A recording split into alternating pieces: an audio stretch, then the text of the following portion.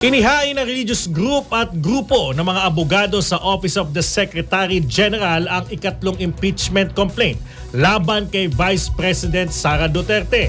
Pinangungunahan nito ng kanilang lead counsel na si Attorney Amando Ligutan, habang inendorso naman ito ni mamamayang Liberal Party List Representative Leila De Lima. Ayon naman kay Ligutan, may mga tauhan si VP Sara mula sa Office of the Vice President at Department of Education na ihaharap nila bilang mga testigo laban sa Vice Presidente. Hindi naman kinumpirma ni Ligutan kung aktibong empleyado pa o hindi na ang mga ito.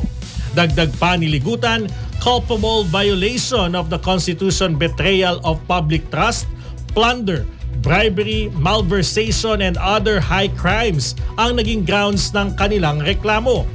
Kabilang naman sa mga nakasaad sa reklamo ay ang issue ng maling paggamit ng milyong-milyong pisong confidential funds at pag-assassin kana Pangulong Bongbong Marcos, First Lady Liza Marcos at dating House Speaker Martin Romualdez. Dagdag pa nito, kumpiyansa ang kanilang grupo na uusad ang inihain nilang impeachment complaint dahil matibay ang hawak nilang mga ebidensya at mga dokumento.